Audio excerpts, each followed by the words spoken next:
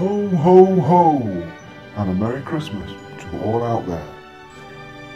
Now it's Christmas morning, and at the Unite Planet kitchen, all is quiet. Too quiet. Now, if you don't mind, I'm just going to relax now with a cuppa.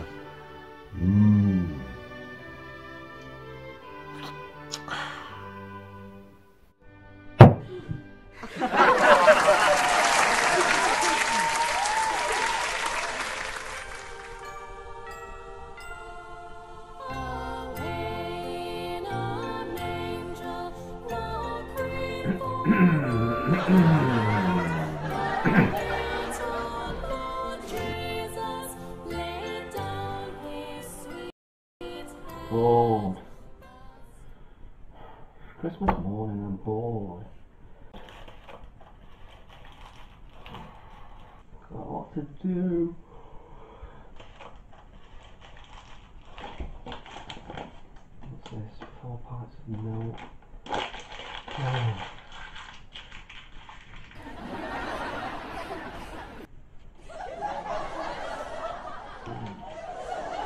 Oh.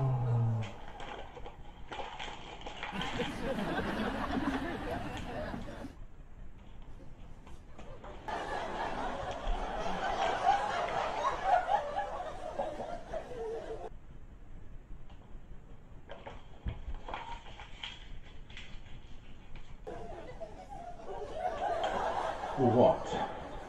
I'm bored, Paul. Well, come and play with Mr. Stretchy. It's actually Stretch Armstrong, and anyway I can't. Why not? It's broken. I stretched him too hard. I told you not to play with him too much. I know, but I like playing with him. I'm bored. Well, I'm playing with my jigsaw. It's Christmas as well. Wonder how it all started. Actually, I'd start with the corners and the lines, and then I'll work my way in. No, not the jigsaw, Christmas. How did Christmas start? Jesus! Well, they say it started with him, but I don't think it did. I was even born on Christmas Day, you know. But how did it start? How did? I just wonder that. I think you might know a person that might know. Really? Who? Let me know Evans, do you? Oh, not Evans. Andrew. Of course. I'll give him a ring. Andrew, on Christmas Day, I think he might be busy.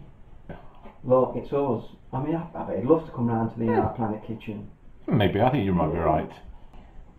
I'll give him a ring though. You alright? You I think? bet he'll come round. You think? Yeah. Oh, alright. Well, he knows us. Yeah, he knows us. Yeah. I bet he'd love to come round on Christmas Day, Unite kitchen. I'll tell you something though. Out of all the days in the calendar, Christmas Day is the one day he won't be spending with Richard D. Hall. Definitely. I'll give him a ring. I'll give him a ring. I bet he'd be so chuffed, you know, when he hears it's all. I think he will. Yeah. He'll love it. He'll love it. Oh, it's ringing. Is it? Okay, cool. Hello, Andrew. Yeah. It's Jonny. You know, Jonny. From Unite Planet. Jonny and Paul, Unite Planet. You've come round before with talks at the Unite kitchen. Yeah, that's right, yeah, we're the ones with the biscuits. Anyway, we're just wondering if you'd like to come round. We're just thinking of the origins of Christmas, and we thought, you know, you're the guy to contact. If you want to come round, we could do like a Christmas show. Yeah. That's a good idea. Great idea. You know what, you're busy at the moment. What are you doing? Oh, it's playing Kaplunk. What's that? It's an 80s game. I think it involves cocktail sticks and marbles. Oh, it's very It's strange. a strange game. Yeah, come round just for half an hour. Oh, go on. We'll pay you. Tenner? Right, 20. Oh, well, we got all Christmassy stuff here. Yeah, well, I've got Christmas tree, Christmassy cupboard. Got mince pies? Yeah, I've got mince pies. You will only 10 minutes. Oh, excellent. All right, Andrew. We'll see you then. Fantastic. It's coming round. Brilliant news. Excellent. Well, I think we've got a show to do. Ooh. Roll credits. Ding dong merrily on high, in heaven the birds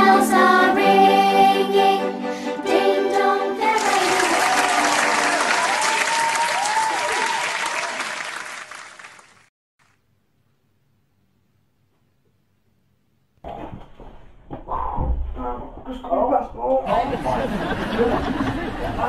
my. Wow. What are you doing? It's just the mugs. Really? Yeah. How many did you order, John? Well, I had to order them in bulk. Right. So, how many are you talking about? Oh, 3,000. 2,000. Well, we've only got 10 subscribers. We'll sell them. Oh, okay.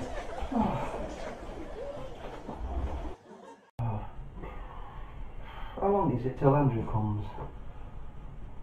Oh, I think about 2 or 3 minutes, I think. What would I do? Do you want to want my cracker? Yeah, why not? Yeah? Oh, you won. Yeah.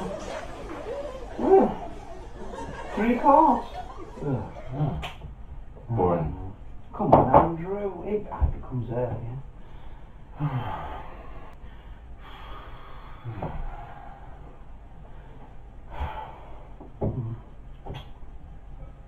Mm.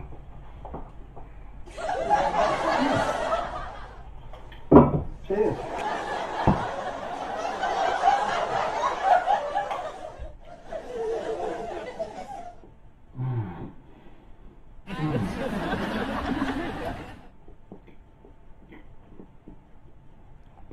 That was the last one as well. There's no wine in the team, is there? I'm bored now as well. I'll tell you what, What? let's play piano in the next room, the one I got for Christmas. Sing song? Yeah, a Christmassy one.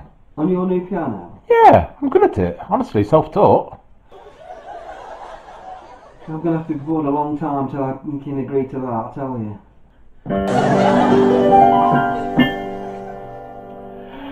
Jingle bells, jingle all the way. Oh, what fun it is to ride on a one-horse open sleigh. Hey, keep off! Jingle bells, jingle all the way. Oh, what fun it is to ride on a one-horse open sleigh. Hey! What do you think? A bit more practice and I think you'll be there. Do you think? I think I'm really, really good actually. I'm self-taught. It shows. Listen, I'm playing all the right notes, but not necessarily in the right order. I give you that. I give you that. I've heard that before.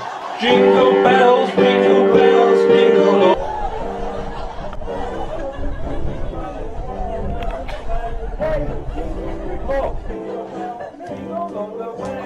Well, I'm not sure about this one. It's a state of riches, really. Yeah.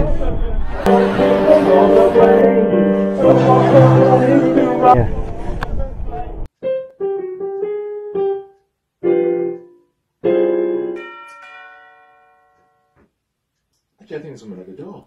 I bet that's Andrew. I'll go and let him in. Andrew, come on in.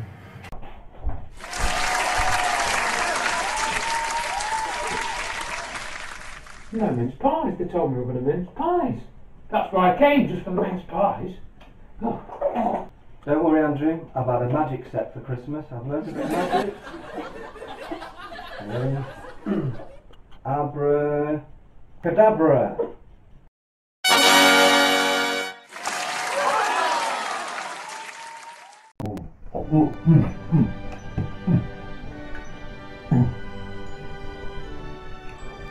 So, Andrew and the guys settle down for a right festive chinwag. Can I take this beard off now? Oh, why not? It's itching like mad. What are you wearing? I'm going for a slash. Go for it. Right, I'll put my hat back on. We're all set. We're all set. Okay, let's pull the cracker for Christmas. Okay, so here we go. Oh, you won. Oh, yes. So, let's have a look what's in here then. It is the season to be jolly. Well, perhaps. Perhaps. Right, so here we go then. What do you get if you cross Santa with a duck? You could never guess, can you? It's a difficult one. Go on then. Everyone ready? Yeah, I'm ready. Prepared? I think so. A Christmas quacker. I'll tell you what, there's another one. Ah! Okay, maybe this is a joke of higher quality. I think it might be. What does Miley Ray Cyrus have for Christmas dinner? Any idea? Oh yeah. A twerk. Twerk. Classic. I hope you get that because I don't. I don't know Miley. Well, I know who Miley Ray Cyrus is, but. Right. Topic then. So, you want to come out with your Christmas facts or topic or question? Or Right, what do you yes, want to do first? Christmas. We want to know about the origins of Christmas and what's not really said that much about Christmas and James Arthur, I think, was a name that I think you Right, put forward. right. Yes, I mean Christmas is another one of these things really. I mean we all celebrate it every year in the Western world, and many of us don't really think what's it all about, and it's there's kind of this strange mix of Christianity and things that have come from I don't know, Norse traditions and all kinds of things that have all got mixed in with it. Now I'm not an expert on the origins of Christmas by any means, but I think the first thing to say about it really that people should think about is that the winter solstice is on the 22nd of December or thereabouts, and Christmas Day is on the 25th. Okay. So actually what Christmas is it's got really nothing to do with the birth of this alleged prophet Jesus. It's actually a version of the winter solstice festival. It's a pagan festival. Yeah. And this is why groups like the Jehovah's Witnesses argue that we shouldn't celebrate Christmas in the way that we do, because it's got nothing to do with the biblical story, essentially. So we should be Jehovah's Witnesses. I don't mind me going a bit far. But my understanding again is that a lot of the sort of Christmas story was brought in, I think, in something like, what was it, 400 AD or something, or 300 AD. People will need to look this up, by Saint Helena. She brought a lot of the sort of Christmas ideas in, and they haven't really come from the Bible so much, really, although of course we've got the story of the Nativity. And then we've got stories of the three wise men, you know, and coming from the east, and what's all that about? You know, why are they coming to visit this, you know, this baby? Isn't it in we're told that's the reason we give presents, but there's another reason, isn't there? I think there is, and I'm not quite sure where that comes from. So there's a lot of conflicting information about which bits of Christmas have been, come from which sources, as it were. But the key factor really is it is a pagan festival, and it is to do with the winter solstice. It's got nothing to do with the birth of Jesus. And the whole story of Jesus is, again, you know, we could do a whole talk about that. And of course then Santa Claus is alleged to be Saint Nicholas. That's where it came from, and that some people have connected that to Old Nick. Which of course Old Nick's another name for Satan. And then Santa, Satan, you know, some people have made that connection. And you know, I mean, of course, we don't like to think of these things because you know, we're reading jokes and we're pulling crackers and things like that, and you kind of just want to have a quiet time at Christmas with family and you know, have a bit of fun, have a few beers and whatnot if you like drinking, and so you don't really want to think about those things so much, really. A lot of people don't anyway. And I mentioned to you from a slightly different angle, James Arthur. He died about 10 years ago, but he looked at how some of the I think the certain shamanic traditions, you know, sort of had symbolism which was tied into Christmas. And one of the things which I think is a bit of a mystery is where this idea of a Christmas tree came from. And I think that's what James Arthur, you know, was talking about. I've got an interview with him on my website somewhere from about 2005, and you'll find this on the web in other places as well. And he was, I think, particularly talking about the Christmas tree symbols and where does that come from. It's not something that's in the Bible, and it's not the tree isn't a symbol of Christianity. So where does that come from?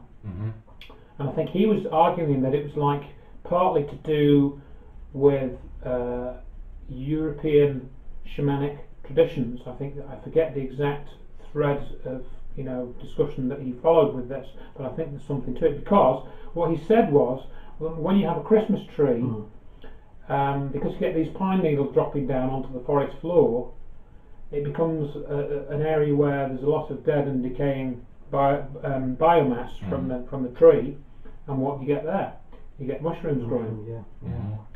And he pointed out that it was the mushrooms, particular types of mushrooms, I think, will grow under pine trees. These types that we use for Christmas trees, and then you could ingest these mushrooms if you were shaman, and you could have a psychedelic experience. So these sort of glittering stars and glittering symbols and all that. Maybe, I don't know if James Arthur said this, and I'm sort of thinking of this bit off the top of my head, but maybe that the glittering star, glittery symbolism and all that, maybe part of that comes from psychedelic experiences. Of course, maybe I'm just exaggerating too much, because you in the winter you get snow and that sparkles in sunlight and stuff, and you get frost, and maybe it's just all to do with that, which is what we see obviously in the decorations. But there may also be this psychedelic element to it. And again, James Arthur does go into some more detail about that, because what I've given you there is a very, very tiny part of what he said, but how the Christmas tree is connected into shamanic traditions, and so you can go and have a look at that. I think it mentioned as well the reindeers. They used to eat the mushrooms as well, and it comes with the idea of them flying. I think does that come from that? You might well be right. Yes, that might be one of the things that said that if the reindeers are ingesting the mushrooms, or the shaman is watching them, yes, this is where the idea of Santa flying across the sky and all of this may have come from. So yeah, absolutely. That's a bit strange. I think of it as well that the mushrooms are like red and white.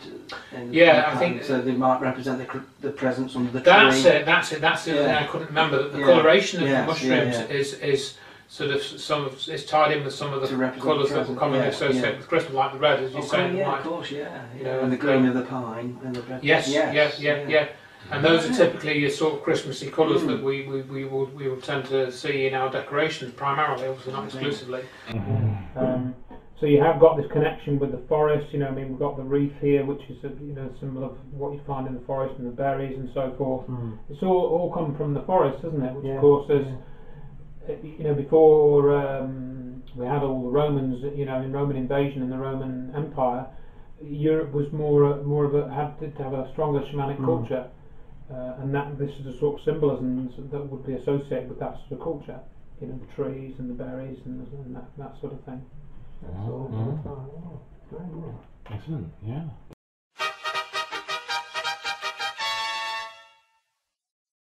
Okay, I think it's time for Christmas fact. Irving Berlin's festival song White Christmas is the best-selling song in history, with over 100 million copies of singles and sheet music sold. Wow!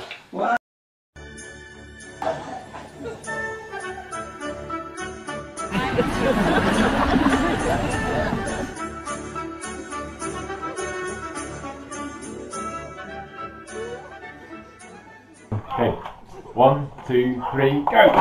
Come on, you won again. Well done. There we go. Andrew's won again. So let's see what we've got. Oh, look at this. What have we got this time? Oh, beautiful. I like that. Just what I need for my styling mat.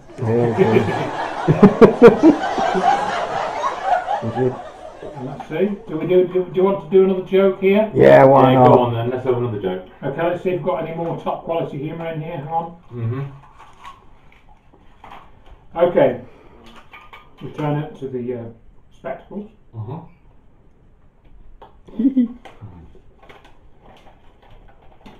What is a ghost's favourite Christmas entertainment? I haven't heard this one before. It's not bad, actually. I can't think. What is a ghost's favourite Christmas entertainment? The answer is a pantomime. Quite good. Oh, is it coffee time, Paul? I think it is, Johnny. Would you have coffee? Yeah. Oh, no. These are nice books, aren't they? That's a lovely finish, isn't it? I think it's beautiful mud. I think I like these. Top quality ceramic, I think. Really. Yeah, I think most coffee tastes so nice. Oh, Andrew, we've got a present for you. Have you really? Yes. Happy Christmas. Wow. I can't guess what that is. I mean, that's a bit of a mystery, really. I might have to open it to tell what it is. Well, this is it. You never know what it might be. Thank you very much. That's really really good. Yeah.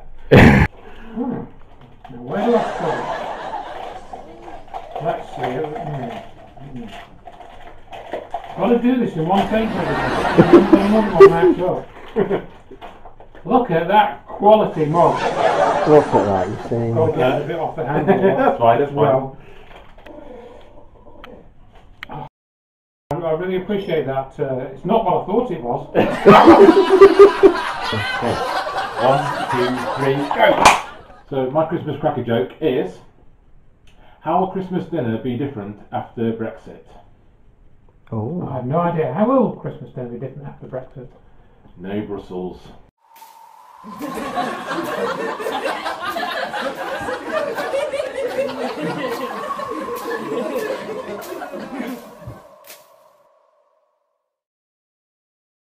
Yeah, my Christmas question is that Santa Claus, was he actually green in clothes originally, and then was it then turned red because of the Coca-Cola logo, or is that? Well, you tell me. I've not heard of that. It would not surprise me. So I honestly don't know the answer to that question. It could well be that there was a marketing decision made at some point which turned Santa to red, and possibly we can suggest that of course the elves were green, weren't they? But how much of this is Disney stuff, you know, and fairy tale, and how much of it is marketing? I honestly don't know. I'll say. Okay, that's fine, no problem. Yeah, good one. I can go to my next. That'll link to my next fact. Yeah.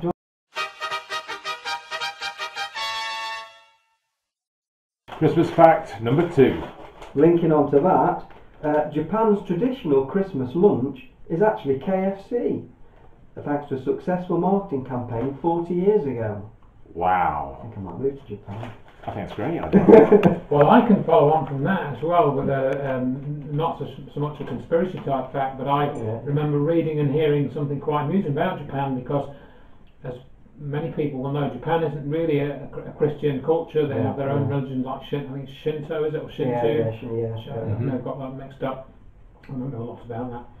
And so, but they've kind of bought into the Western symbolism of Christmas. But you know, and that gets all muddled in with bits of Christianity and this sort of thing. But I heard that in one department store, a Western journalist or reporter was there, in a big department store somewhere in Japan. They had a big poster up and it showed Santa crucified on a cross. Oh wow! So they kind of got that one a bit muddled. Quite a little bit.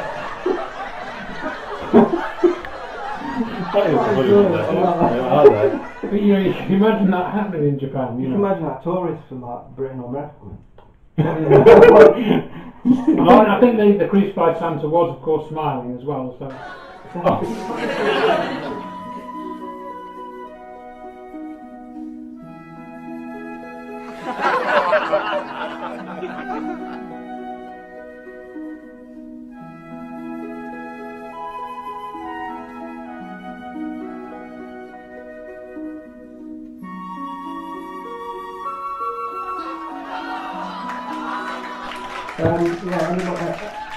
As well, the other question is where robins come from. I've heard it's from old postmen. I've heard that the postmen used to wear these tunics that were like red breasted. No, I don't know about that. I don't know how true whether that's true. But I think the robin's a fairly obvious one, because it is a bird we see around the farm. They are inquisitive birds. They come up to us. They're regular visitors in our gardens, and I've had when you go out for walks and things, they'll follow you while you're walking along in the hedgerows. So I think the robin is an obvious direct symbol. I don't think there's any sort of hidden meanings for that associated with Christmas. But I don't know about the I don't know if I've heard that. But back in the day, there's been postmen back in Victoria age, and or maybe before. How long has the postman been around? In winter, they used to apparently wear these tunics that had a red breast here, and people used to call them robins coming around They just deliver cards and stuff. Because they used to deliver on Christmas Day in the UK. I don't know if that's how true that is. And I remember somebody telling me that you could actually give them cards to take away with them as well. So they deliver mail, and then you could give them mail to take away to put in the post box, and whatnot. Wow. How true that is. Okay, fair enough. I think it's time for another Christmas joke. No, I take no responsibility for this joke because I didn't write it. So, what do you call a line of men waiting for a haircut? Go on. A barbecue. Of course. Yeah, of course. Well, I'm just glad I didn't get burned telling that joke. Kaboom. Thank you very much. I'll do the facts. No, you got to do it. I feel hardly in it. Yeah. Okay, so what did Cinderella say when her photos did not arrive on time? Any idea? This is a bit dated joke. This joke now. It is. So yeah. Go on. Yeah. One day my prince will come. Oh dear. Terrible.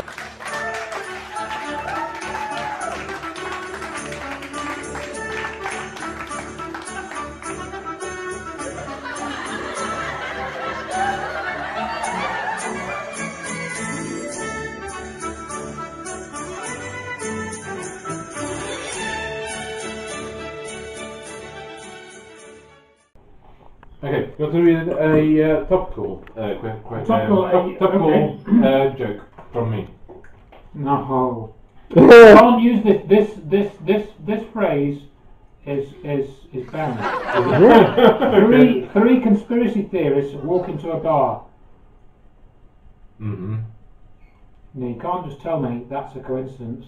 Is that what it is? That's it. That's a witticism, Rob. Direct joke, perhaps, but not that. I quite like that, except for the label. But exactly, of course. I'll forgive it just this once. Yeah, I'd say 3 truthers next time. Yeah, true enough. So, well, have you got? I've got another Christmas joke, if that's okay with you. Yeah, go. Bloody Okay. got those, haven't you? Oh, I've got a few. He's been very busy with his script writing. Well, got to try these things out. Anyway, this is not a question and answer. This one's just a joke, okay? So, I had to find something to de-ice my car this morning because it's got iced over. So I went to the mall and found a store card. But I could only take 20% off it. Oh, no. Thank you very much. That joke got a frosty reception. Okay,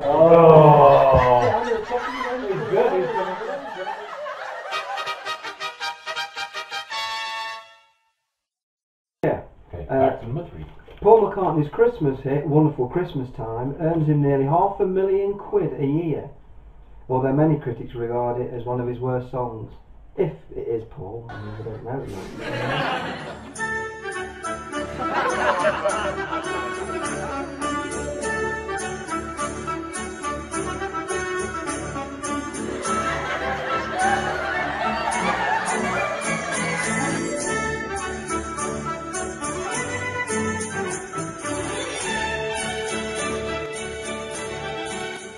I mean, that's another thing which you end up starting to investigate is the music industry and back to the humour. But when you look at the Paul McCartney case, I said to other people I wouldn't be as convinced about Paul McCartney case as I am about what happened on 9/11. But I think there is a fair amount of evidence that something very strange happened with Paul McCartney. And that he does seem to have been replaced by another guy. And the thing is that, and I remember having this conversation a few years ago with a chap called Andy Thomas, who you might have come across. He runs this website called The Truth Agenda, or he's written this book called The Truth Agenda or something. And he goes around the country doing talks on quote-unquote conspiracy theories. And he's mentioned the Paul McCartney conspiracy, if you want to call it that. And he mentioned this in a talk that was given to a group in Edinburgh that I went to in 2013, I think it was. And he didn't really. All he talked about was these things in the Beatles songs, references to death, more than you'd expect from a group, popular song. The cover of Sergeant Pepper's, he talked about that. There's thousands of pages about that on the web, the symbolism in there. One of the interesting things is it does, I think Aleister Crowley is on that cover twice, I think he's on that cover, which is odd. The whole cover is odd. I mean, it is odd when you start to analyse it. And but Andy Thomas mainly talked about that and playing songs backwards to get these things out. But that's not really Paul, wasn't it? Yeah.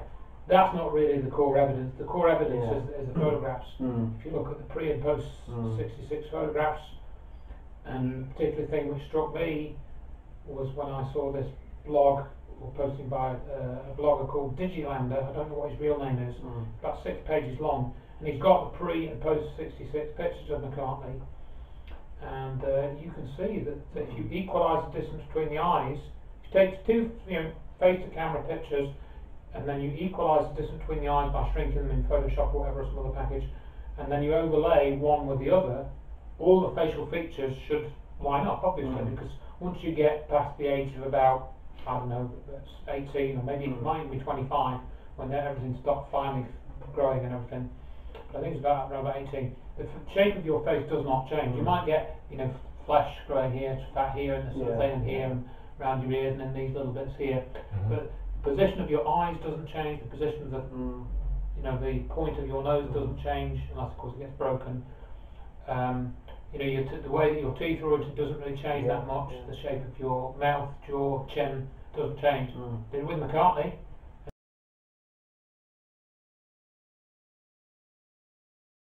Time for another Christmas joke then, yes? If that's okay. Go for it. Go for okay, it. Man. I think this one's quite predictable though. Okay. What is Santa's favourite pizza? Favourite pizza? Pizza.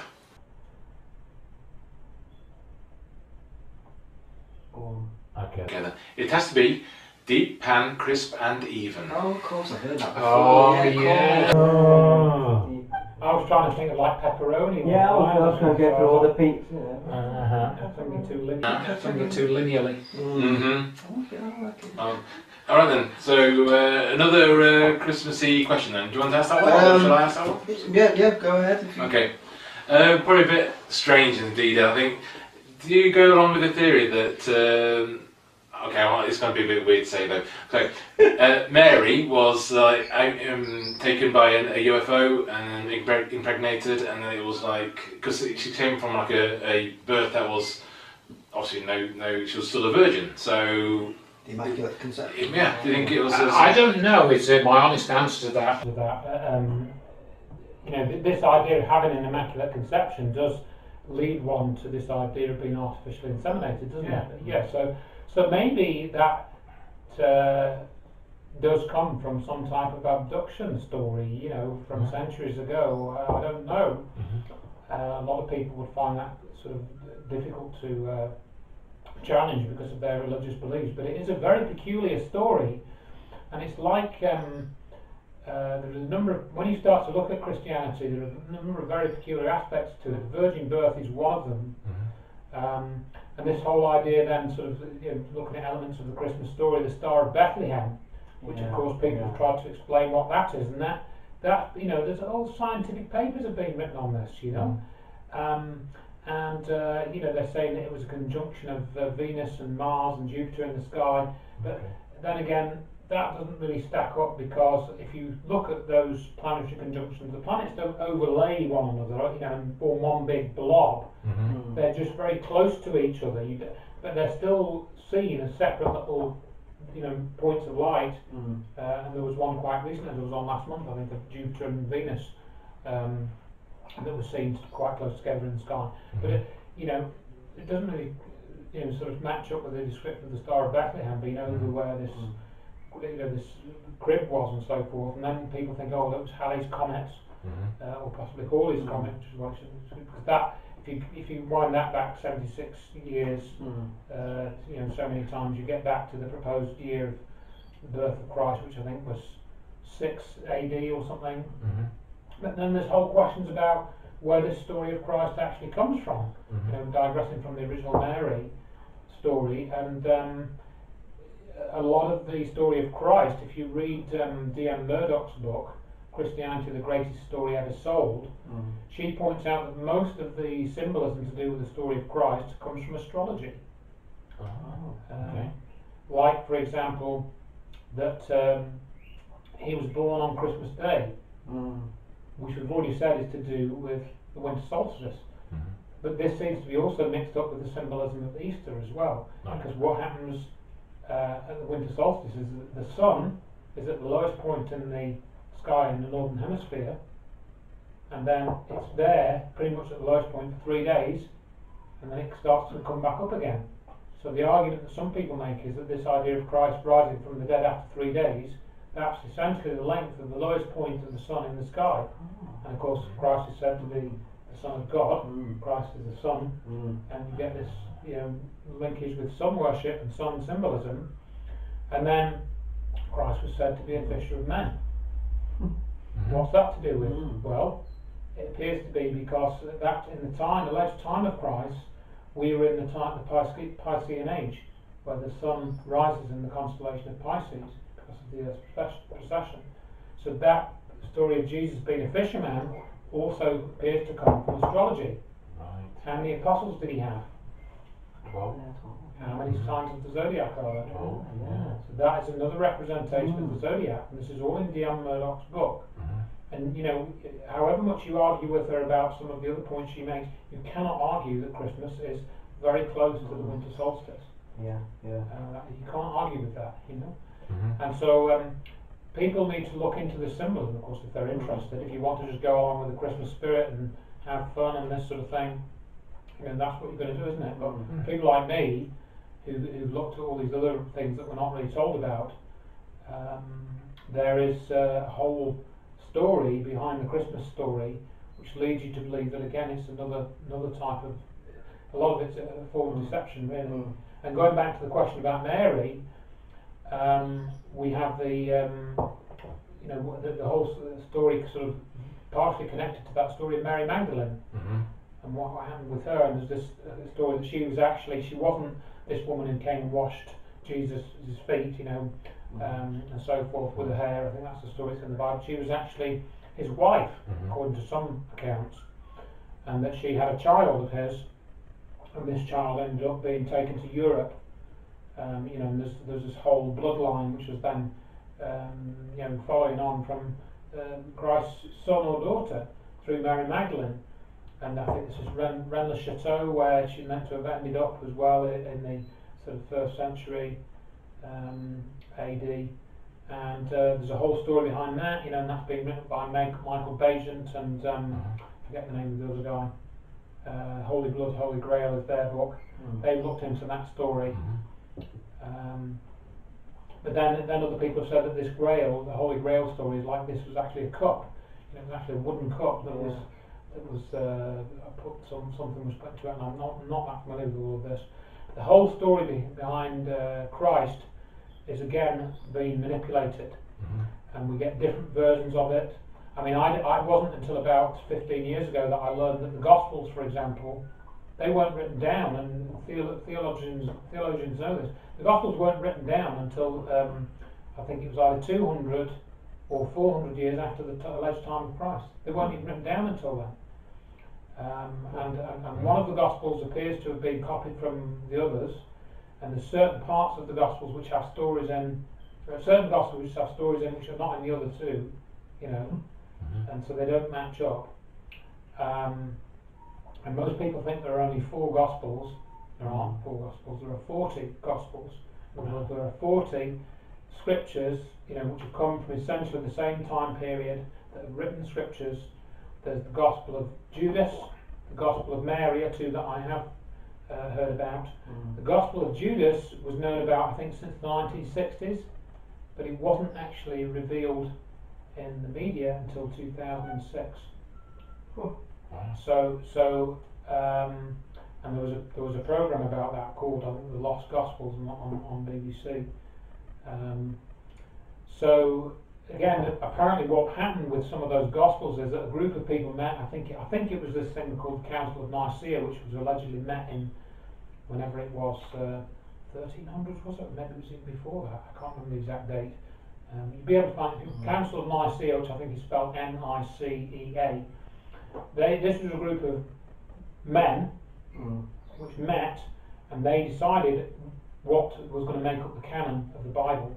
So they took all these early scriptures that were known about the time and said, right, this is going to go in the Bible, that one isn't. This is going to go in the Bible, that one isn't. Right.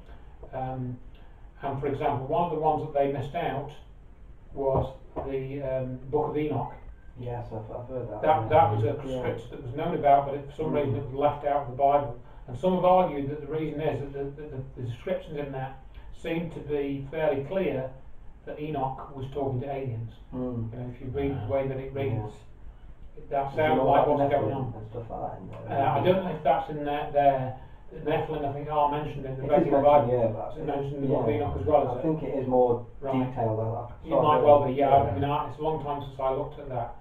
But again, you can find various translations of the Book of Enoch. And there's Desiree and JJ and Desiree Hurtak. They wrote a book called The Keys of Enoch, which I think talks about the Book of Enoch. So people can look into that. And I certainly am more of the view that yes, there is some type of ET or off-planet involvement with our history, and I think it was perhaps more overt in those times. That's why they were called gods, because they were more overt, using their abilities to do various things like manipulate people's behaviour. They had long lives.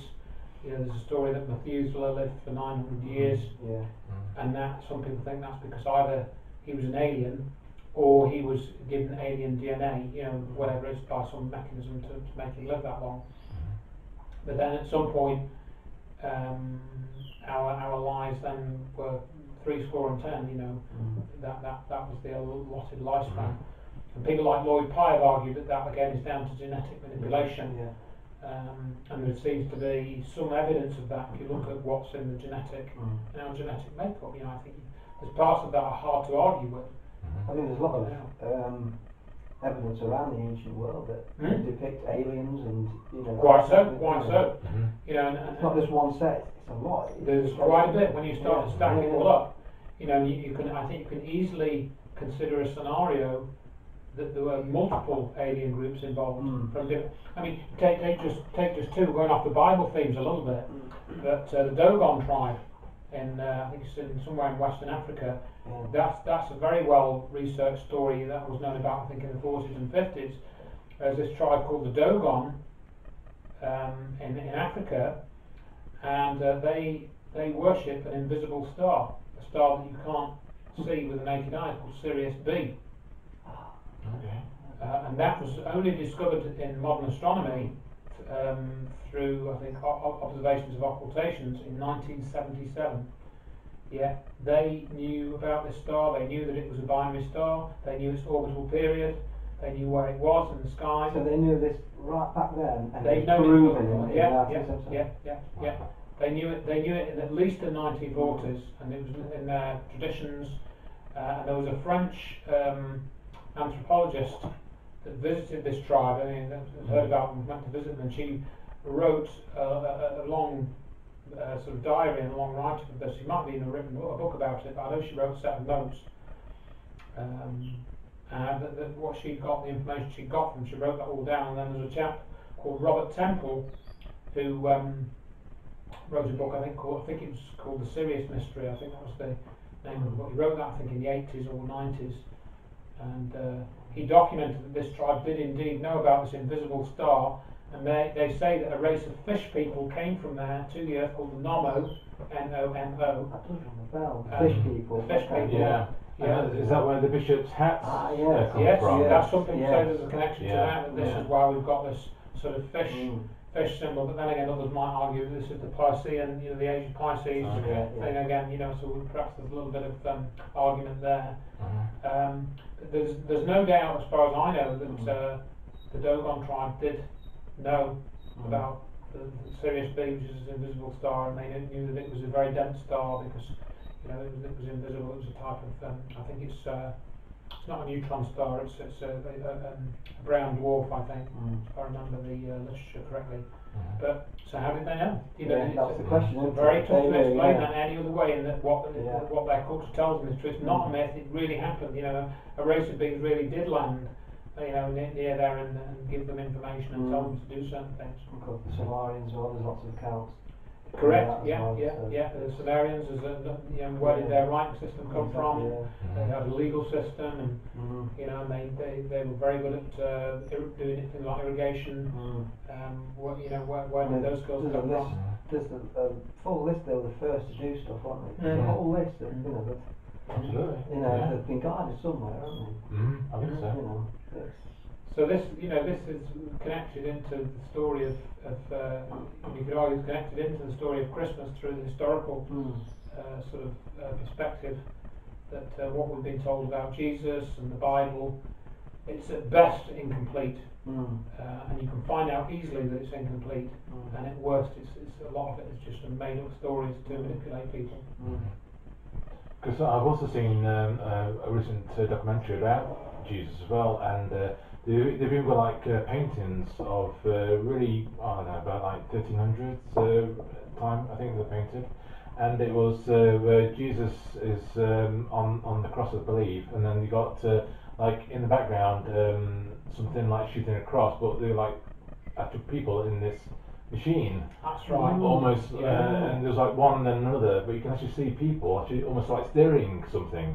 It does make you wonder, doesn't it, what's going on in those paintings, you know, and people have argued that I think that there is meant to be an answer to that, by some commentator, and I can't remember exactly how he describes it, that these are actually something like decorations that they used at the time on not on Christmas trees, but it was something like this. So it was a tradition to put these objects into paintings because they represented something like the souls of their ancestors or something like that. It was something like that. I may have got that wrong, but when I read this explanation, it did give a partial explanation of some of that, those things being in those paintings.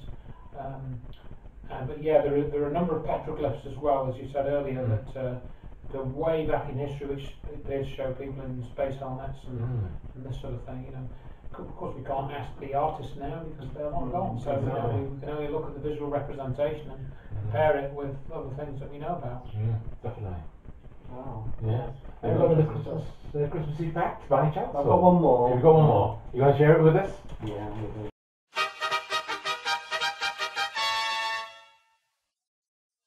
Right, it's Christmas fact time again. Okay.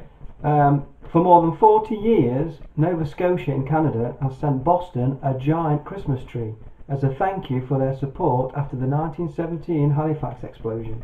I'm in that band. Yeah, I think I'm in that bank as well. I am as well. There you go. We're all Halifaxers.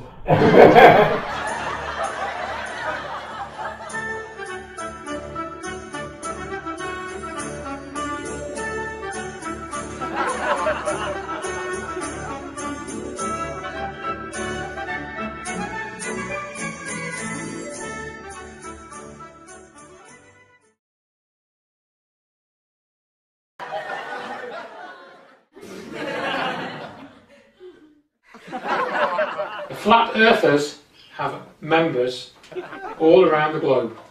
And I do like that. Yeah, thank you. And I said to people that go and think about that, then what do you call globalists? Yeah. Yeah. People that used to be called globalists. Yeah. So wait for that. So people that used to be called globalists, what do these flat earthers call them? Do they call them flatalists? Yeah. Which, of course, to me makes them sound like stamp collectors. Yeah. I mean, you said that the flat Earth is there as a disinformation Correct. thing, yeah. And I mean, I there's agree. nothing that I've only looked at it briefly because it's you know, but no, there's nothing of clear evidence at all, is there? Really? There's nothing. I mean, it's deliberately designed by someone to be promoted to try and to get people to believe something that is not true. And put it in the water of the truth movement. So Correct. what is it? Kind Correct. of thing. Yeah. Correct. Yeah. That's all it is, and nothing more than that. And you know, as I've said, people can look on the articles on my website and find those. Yeah. See that I was targeted directly with that operation personally. I think I've seen something where there's a comment on YouTube said that, or flat earther, because they throw, it's another term into that, you're a flat earther. No. And I think I think partly why it's happened is because, as I think we probably discussed a little bit in earlier talks we did, is because of the Apollo hoax is coming apart. There's parts of that now that are sort of getting a bit ragged and it's starting to fall apart. So I think the association then you see is that NASA faked Apollo, it fakes images, therefore the next step is to say, well, it fakes images of the Earth because it isn't a globe, it's flat. So that it's kind of a small jump for the people that have already looked at the Apollo fakery. It's a very small jump for them, and that's kind of where they've sort of tried to get it in the door. And then they've kind of fanned the flames from that. And that, I think, is the way that they've done it. Is there anything else, do you think, that's been put in there deliberately to steer us off track? Is there any other? Well, I think not so much that's quite so obvious as the flat Earth. I mean, that's a really obvious one. That's a whole thing, isn't it? Whole thing I mean, as I may have touched on before, the whole thing, that the way that Sandy Hook was done, the way that the Sandy Hook case in 2012 was presented to the world, it was done in something of a different way to previous similar events, like take, for example, Columbine, which you could imagine was a sort of similar to Sandy Hook, but the way that Sandy Hook was presented to the world was different to Columbine, and I think that was deliberate because they knew that there were YouTubers out there, there were bloggers out there, which wasn't the case back when Columbine happened. So the way that operation was done was changed to make it have the maximum effect within the conspiracy community, and to get people in there to believe things that aren't true. And then people like Sophia Smallstorm, they fan the flames of that. I won't go into it from that because there's a lot of stuff out there, but exactly. Any more Christmassy? I think we've all done. I think maybe one more mince pie. No, okay, maybe not. You want another mince pie? Well, I think I'll be perfectly happy with the one I've had because I don't want to get. I need to keep my figure trim so that it fit into my blue fleece. Everyone knows. As Richard keeps pointing out. Well, many other people actually. I had comments at the weekend about it as well. Yeah, some people disappointed I wasn't wearing it, so how could I not put it on for today's? I think It's not even Christmassy, No. Yeah. It's almost become your like Monica kind of. It has, yes. You've seen many videos with me, of me with it on, so I suppose it's inevitable. Do you find that you think you're almost thinking, shall I put a blue fleece? I do, yes. It does influence my dress code. My dress decision. Well, I don't want to disappoint people. I better put it. And it's all the fault of that Richard D. Hall who made the big joke about it, because it's his fault. And the other guy. See, we've not mentioned it. We've been quite respectful. No, you haven't. You've been quite restrained, actually. Yes, but now you come to mention it. So it's been good. Thank you. I enjoyed it. But thank you very much, Andrew, for joining us on this Christmas. It's been a great pleasure, and it's interesting to do a few sort of jokes and things, because I'm not, as people know, I'm not a humorless person. Sometimes I come across like that, but thank you very much for taking the trouble and planning it all. I think it's good that you've sat down and actually thought about it. Always good stuff. Absolutely. Thank you, Andrew. Thank you very much. Thank you. And a Merry Christmas. Merry Christmas. Merry Christmas to you. And a Merry Christmas to you. Andrew. And so another Christmas comes to an end, as Unite Planet get ready for a busy 2018. And just for the record, they have no ill feelings towards Richard D. Hall and Rich Planet. A lot of respect goes to them, and for all that he's achieved. I'm not saying that, because it's a lie, that's why. Look, I'm not going to... We love Rich Planet. So, all that remains to be said is we wish you a very Merry Christmas and a happy 2018 from us at Unite Planet. Bye bye. Right, can I go now? What clean up? There's no clean up to do. No. I've done my bit.